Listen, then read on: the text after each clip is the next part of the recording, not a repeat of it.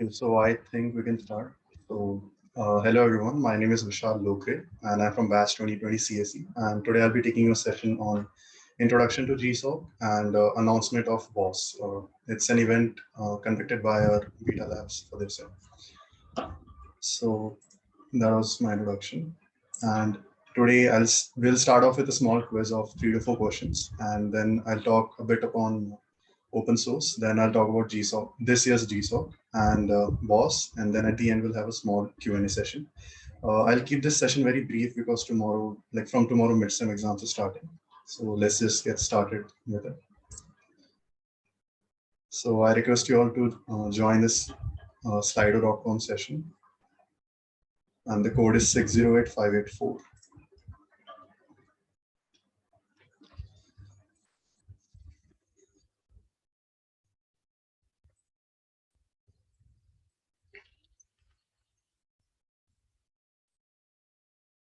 The screen is visible now. Yes, yes. So you can just go to slido.com and here you can enter the code, which is 608584.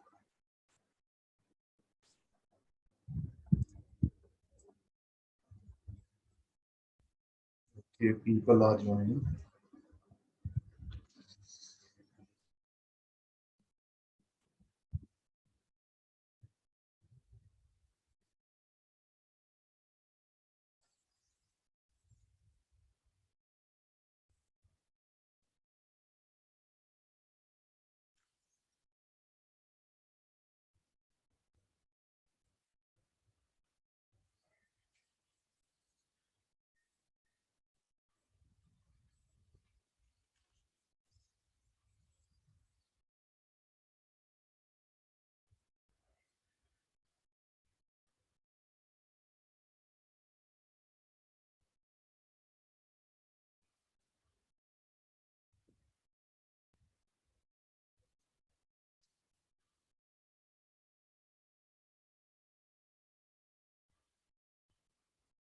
I can see 49 participants, so we'll wait till like 35, 40.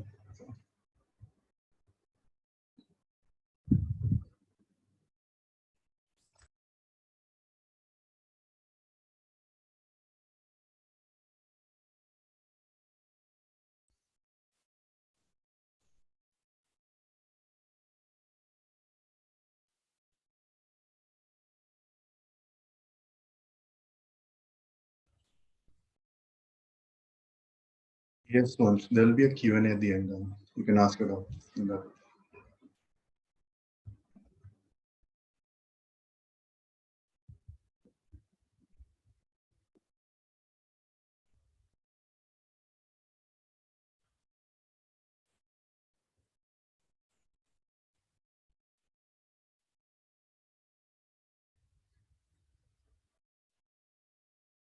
I guess 28 or 30 is fine.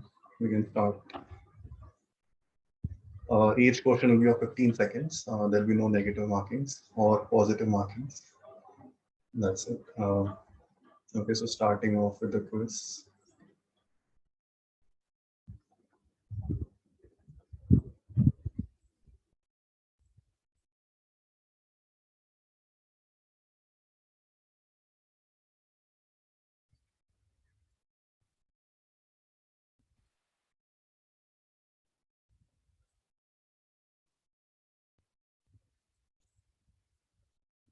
So both were correct actually. Fedora is a Linux distro, and Android, as you all know, is also an open source project.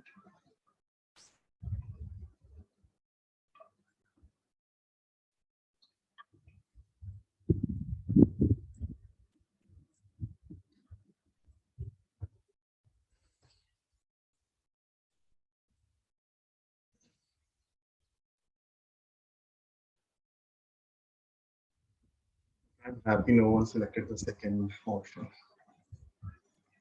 Okay, again, there were two correct.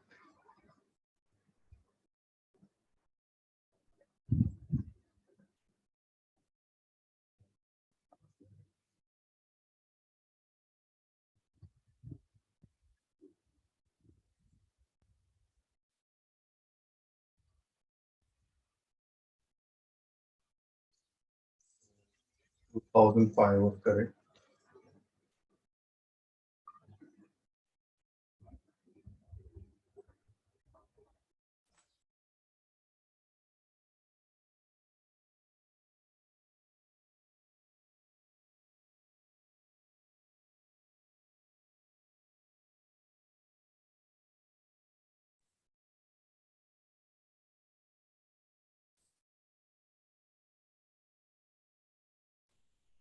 Okay, so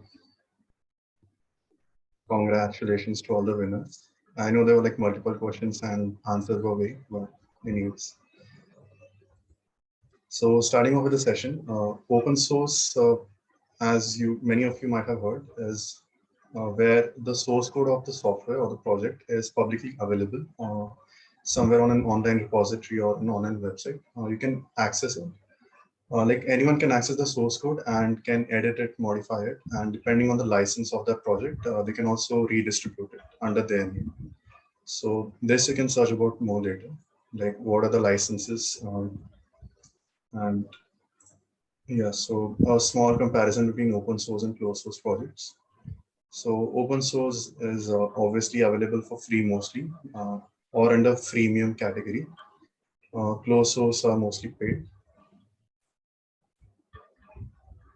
Okay, and open source, as the code is accessible to you, you can just copy the code and customize it to your needs by just editing it. And in closed source, you obviously don't get the code, so there's no point of customizing it at your end at all. In open source, you don't get support much because it's just made by small groups or even larger groups, but you cannot expect software support from them or any kind of technical support. And closed source obviously is like sold as a product by companies, so you do get supports depending on the company. I guess someone's mic is unmuted. Can you please mute? Okay. So these are some common, like the top and famous open source projects. You might have used VLC for sure. That's like the most used media player in the world. It's cross-platform, available at almost every operating system. Then Firefox, the browser. Then there is LibreOffice, which is like a free alternative to MS Office. Then you get MySQL. VS Code is the code editor that everyone uses. Then there's a cross platform or development tool, Flutter, which is also open source. So when I say open source, you can actually see their code. So if I just show you,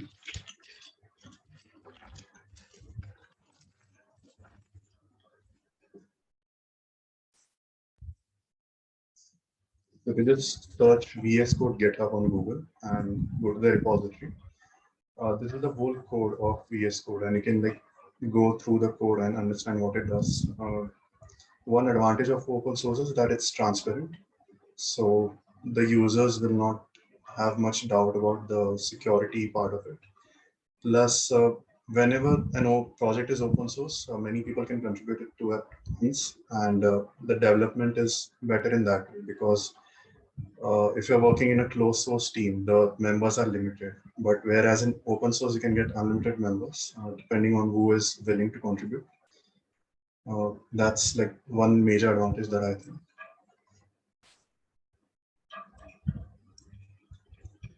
And then that's it. So starting off with GSOC, everyone might have heard this term GSOC. It's like an annual program conducted by Google, and it's mostly famous for the money or the stipend that you get.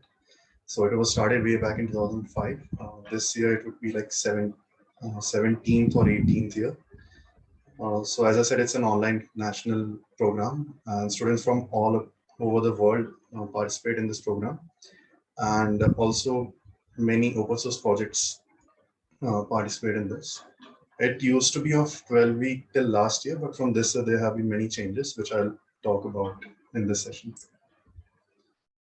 So first, eligibility. Okay, going back to GSOC. So there are open source projects, which you just saw, like VLC, Mozilla Firefox. So some of these apply to GSOC to get like get selected as a mentor organization. And then students or the contributors all across the globe can apply to GSOC to contribute to these mentor organizations.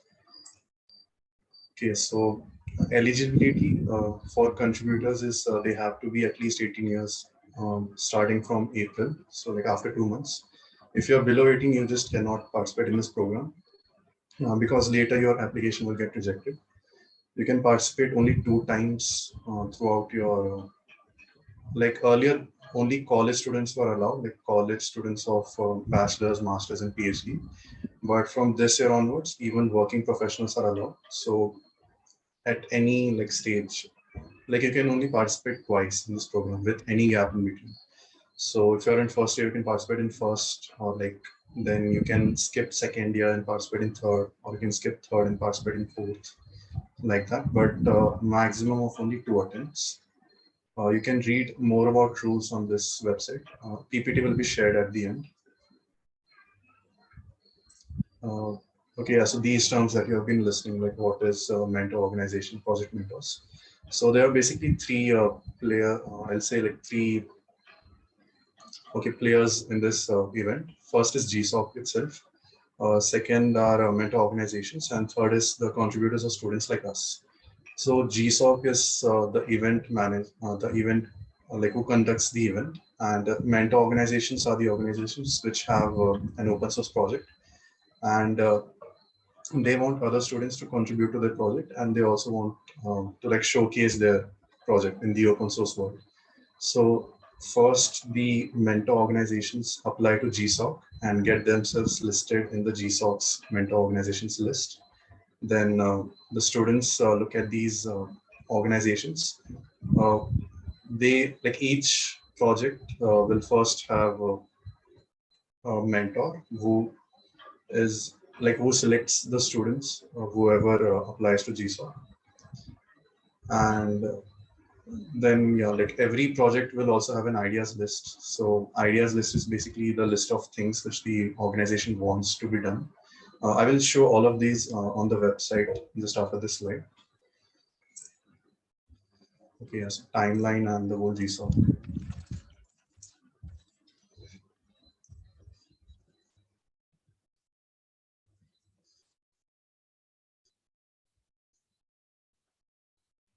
Okay, so this is GSOC 2022's timeline. The first event is mentoring organizations start applying to GSOC from February 7th. So today is February 4th. So like GSOC 2022 hasn't started yet, like from the timeline. This will happen for 2 weeks. So on 21st, mentoring organizations stop applying to GSOC. Then list will be published here. This is a key event on March 7th. The list of all the official mentor organizations which will be there in GSOC 2022 will be listed on the website. And from that list, you can select an organization which suits you. So yeah, and after that, yeah, so from April 4th, the contributors application period starts. So this is commonly called as student proposals. So it starts on April 4th this year and ends on 19th. So you have like 14 days period of that. And if you look at the timeline more, yeah, so community bonding starts from May 20 till June 12. This period is basically the bonding period of contributors and mentors and other people in that specific community. They just talk about the software and talk about the ideas that they have selected and they're going to work on. They set up the system as per the needs. And from June 13th, the coding starts in the like for the session. And there are evaluations at every phase. And this year, as I said, there's an optional additional 10-week gap. If you're not able to complete your work within the 12-week period, you can apply for the additional 10-week gap and finish your work within that period. So I'm not actually explaining much about this because I expect you to go to the website and read through the lines on your own. And that will be like a good exploration for you all too. So timeline you can check out. Eligibility is nothing much. You just need to be of 18 years and above. You can only participate 2 times. Apart from this, you will be eligible for the program. There is no test or anything for which you have to pass to get into this. Another thing, it's not a competition, it's just an open source event. There'll be no first, second, or third ranking, but there will be a large amount of students applying for the project. So only in that specific project, there might be like slight competition. Like if 5 students apply to one project, they can only select one student for that one project. So that's that. Other details you can just check on this website, summerofcode.withgoogle.com.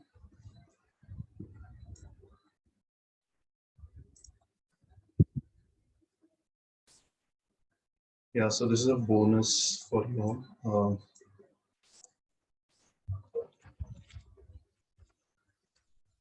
So first thing is selecting an organization for the GSOC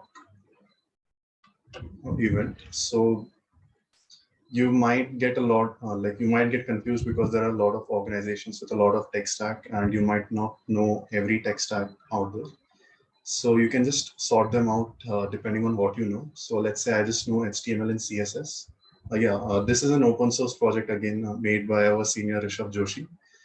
This is called GSOC Tagger. It has data past 3 years, I guess. Yeah, 18, 19, and 20. And it has all the tags for all the projects. So if you want to see which organizations participated in the last year in these tags, you can just sort it from here. Website link is in the PPT again, which will be shared later. So let's say I just know HTML.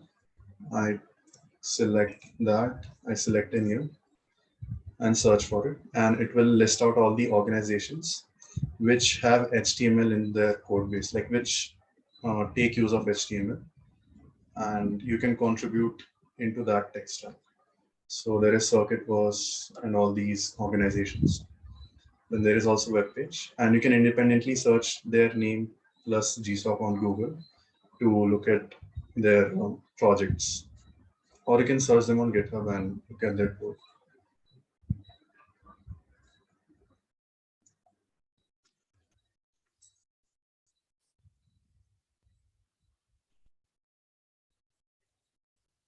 So yeah, take use of this GSOC tagger to find projects initially. There are 2021 projects are not yet in the GSOC tagger, but they'll be added like by Sunday also. So from Monday, you can see which organizations participated in 2021 too, and like from 18 to 21. And anyways, official list will be released on March 7th, so you can be more sure at that time. So starting off, so announcing BOSS, it's short for BetaLabs Open Source season. This is like a mock GSOC, or you can say a small replica of GSOC, where we are going to replicate almost every event that GSOC does. So we will, one second, sorry for that.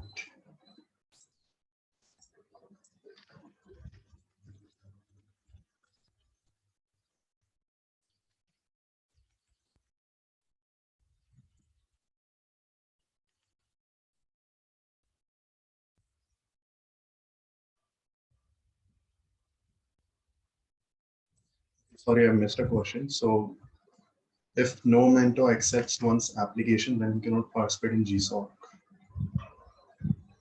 If no, yeah, like every project will have at least one mentor. There can be multiple mentors too. So let's say I'm a contributor and I want to contribute to VLC, and they have an idea like add this specific feature, like add live captions to the video. And I send it in a proposal to them. And if the mentor rejects it, then yeah, I'll be rejected for that particular proposal. There are more rules which you can read on the website, like you can send up to 3 proposals. So if you get selected in any one, you are selected for GSOC. If you are selected for 2 or more, then there are some certain criteria like tiebreakers. So that I'll ask you to explore. Yes, so introducing BOSS. This is the website. You can visit www.boss-itk.co. Okay, so the timeline. As I said, we are going to replicate the whole GSOC experience here so that you get first-hand experience on how GSOC will be. Okay, so we will start with organization applications. So this we are actually not organizations here, but we are just we will treat you as one.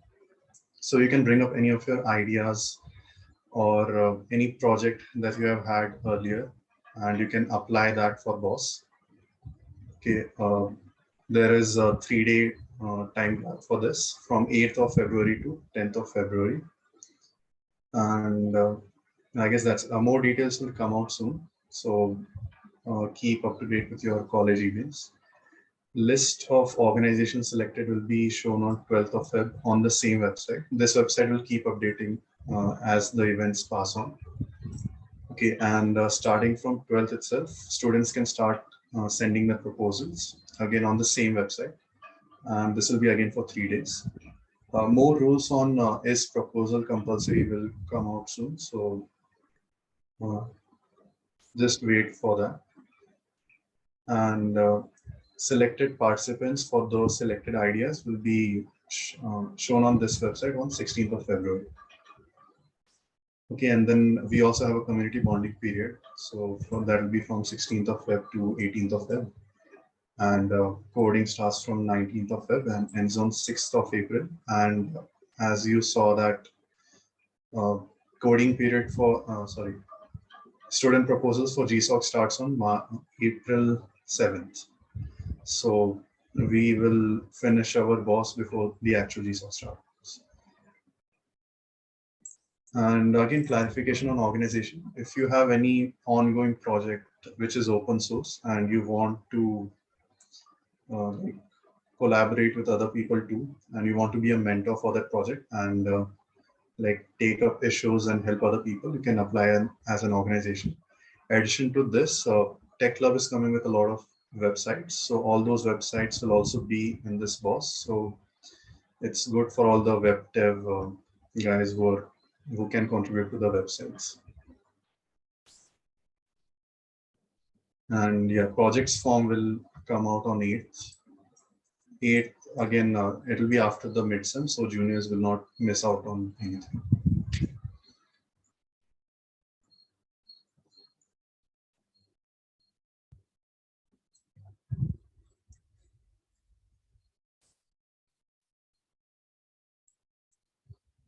So this was the whole session. GSOC you can read on the website more because even that changes. So I have not explained it properly in this. Some small details might change with time. And BOSS will start from 8 for the organizations. Okay, so we can take questions now. Okay, if no one has no previous experience of projects and has not contributed to getting accepted. It's actually not, depends on. Okay, first is you need to know how Git works and Git and GitHub, how do they work? What is GitHub and all that. But it doesn't mean that if you don't know even today, you will not get accepted. Like I have seen people just starting 2 days before the proposal's ending date. So let's say student proposals deadline is 15th of April. So students search for the organizations on 12th and they make a student proposal and then send the application and still get accepted. But this will vary a lot depending on the organization. So some organizations have like different set of rules, some have different. And yeah, but I think like most of you have done at least some project. We had it in our semester ending projects too. Like we made some websites. So even that counts as an experience.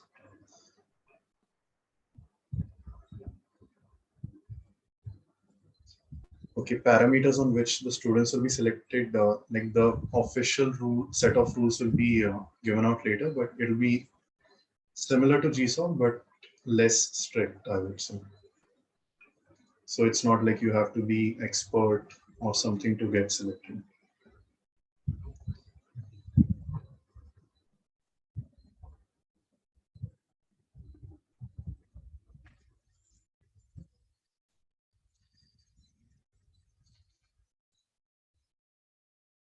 I didn't get for some.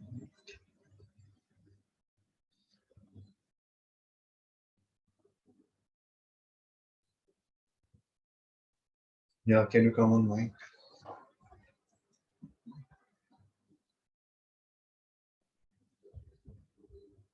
Okay, Jayan. So for freshers, what you can do is uh, on 12th, the list will be released for BOSS. So on that day, you can check out all the organizations which will be listed, and you can take help of all the mentors for that project.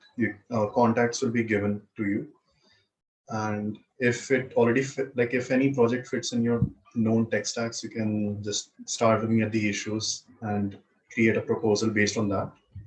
Or we are also thinking of more things on how to mm, like give issues and ideas to students.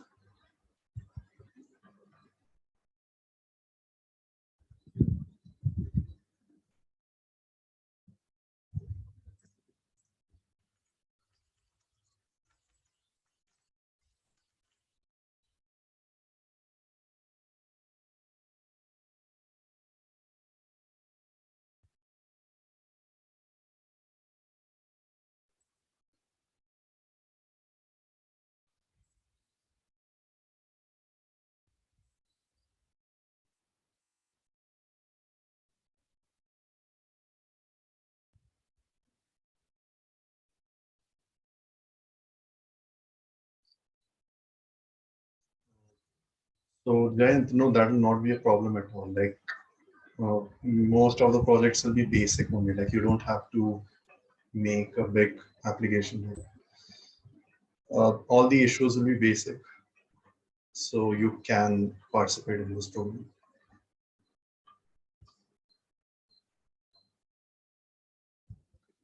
If you're fluent in basics, there's no problem then.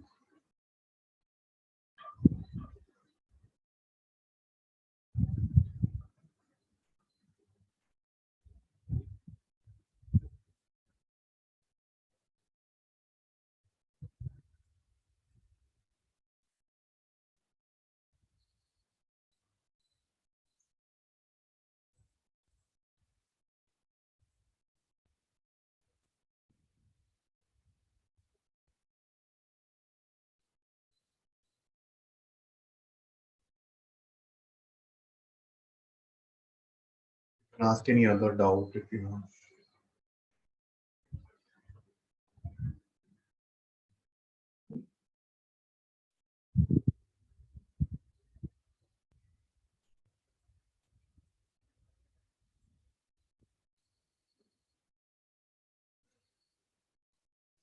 Yes, Ram, it will be like it'll be very good opportunity, mostly for all the web developers, because there will be more websites in BOSS. That's what I think. Let's see.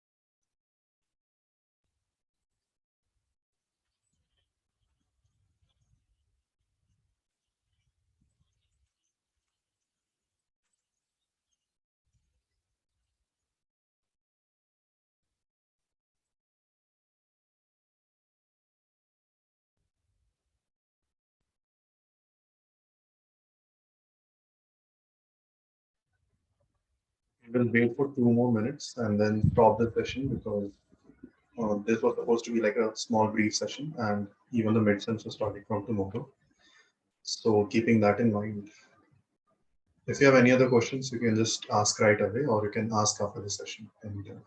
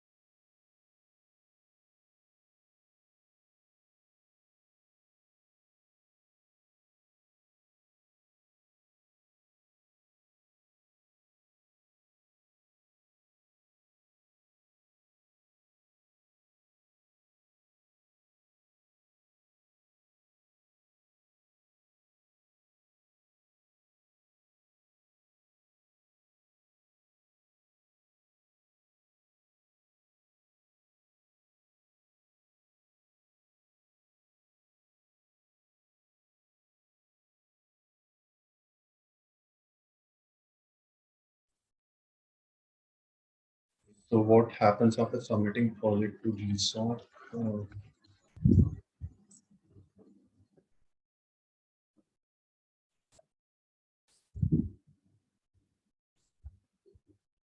So first, there is an application process for the mentor organizations, so which will start from 7/21. For contributors, the process starts from April 4 itself.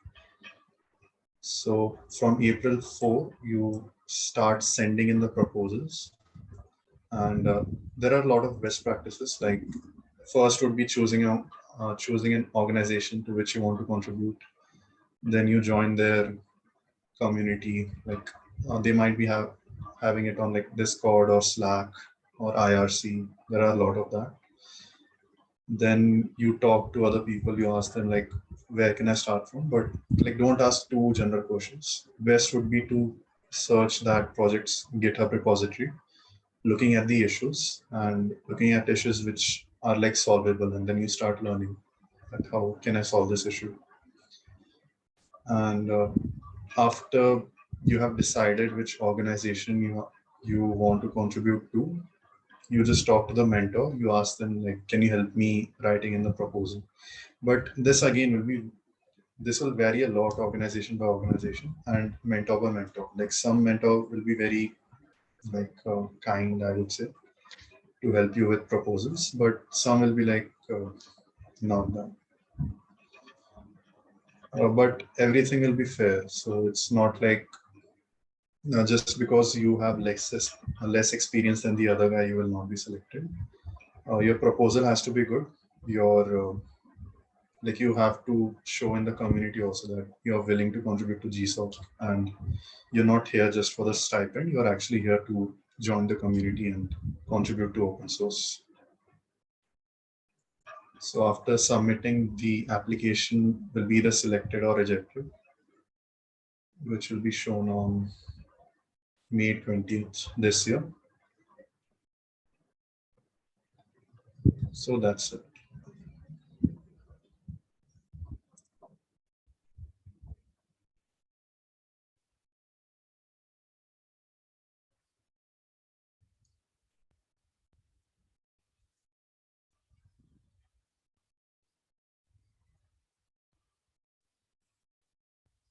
No, it's not about resume. It's only about a proposal. But in the proposal, you can also explain about yourself a bit.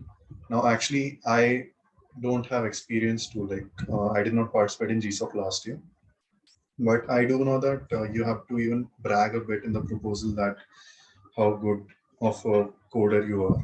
But there is no point of resume in this. Like you doesn't mean that much.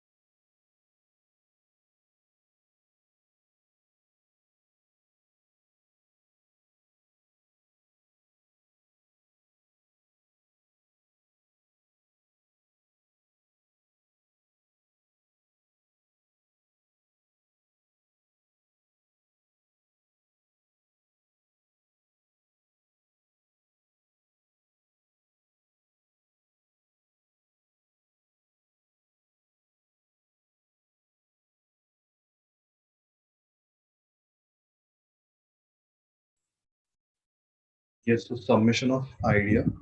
So I'll first point out that there will be a list of ideas already selected by the organization, and they will be shown on their respective websites. Plus, you also have an option to uh, suggest your own idea to them. So after like you select whatever you want to do, yeah, like it has to be a detailed proposal. Like how are you going to start the issue? Then what will be your approach initially? And in phase one, how much can you complete? In phase two, how much you can? How many hours you can give per week to this project?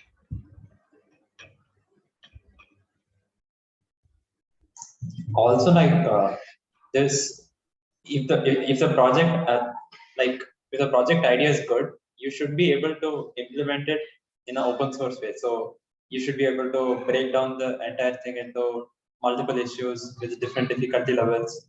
Be able to exactly tell where like what is the tech stack for each issue, because a project is built with different tech stacks.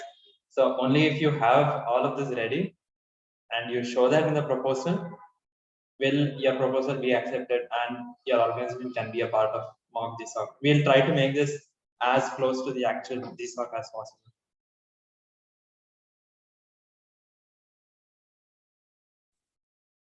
Wait, you were asking about BOSS or GSOC? That was not in the question. BOSS. Okay, BOSS. Then those things are yet to be out. Like this was an announcement to what BOSS is, when it will be, and all the set of rules will be shared with you all soon. Yeah, and like any questions you have, you can like immediately go to the BOSS website. It will be updated there. You can like check if it has been answered over there. If not, you can ask one of us on the Discord server.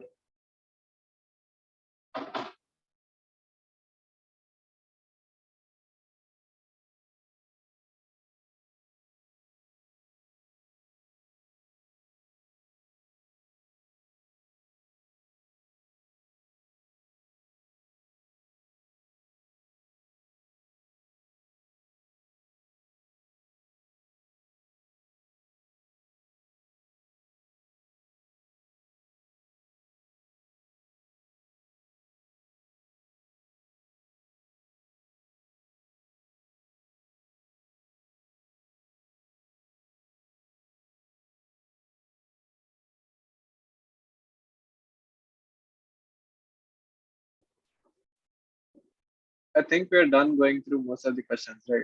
We can end this. Yeah, okay. So we'll take a stop now. If you have any other questions, you can just hit me up on Discord. And I thank you all for joining.